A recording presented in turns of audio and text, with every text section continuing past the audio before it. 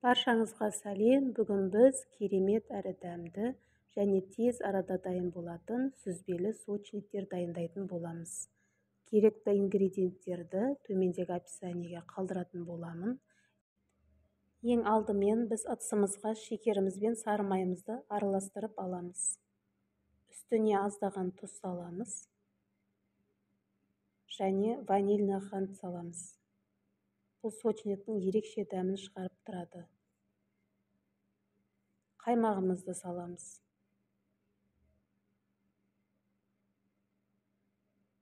Және жұмыртқа жарып саламыз. Және барлығын жақсылап араластырып алу керек.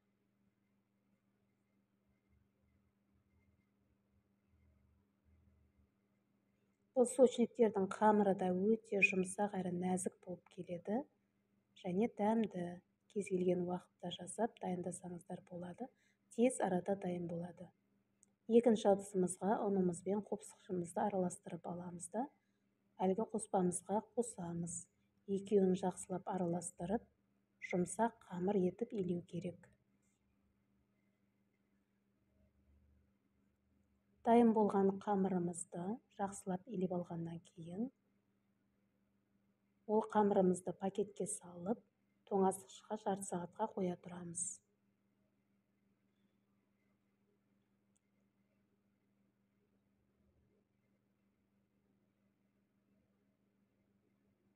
Енді біз арасына салатын салмамызды дайындауымыз керек.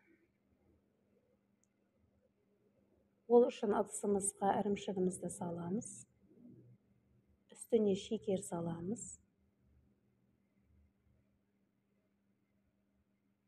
Аздаған ваниль қантын қостым, ерекше дәм беру үшін.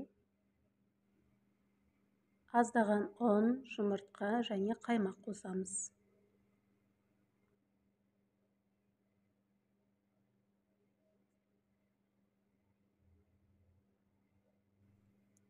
Барлығын араластырып қоямыз.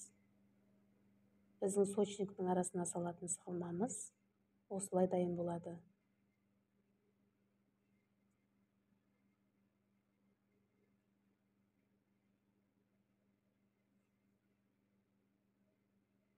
Тоңазытқыштан біз қамырымызды алып, оны жақсылап жайып аламыз.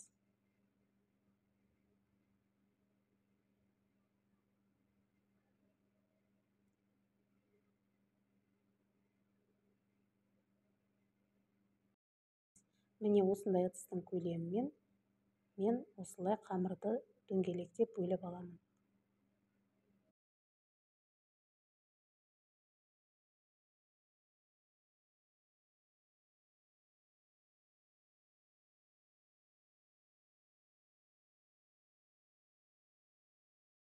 Арасында қалған қамырларды да біріктіріп, оқтаумен жайып, олардан да осындай сочникке арналған дөңгелек қамырлар шығаруға болады. Енді біз дайын болған қамырларымызға арасына салма салып шығамыз, ірімшікті салмамызды, және бетін жай ғана қайырып қоя саламыз.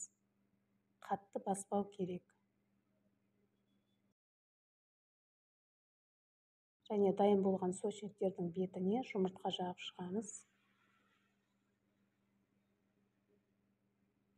Алдын ала қызып тұрған пешімізге 180 градуста 20 минутта дайын болады.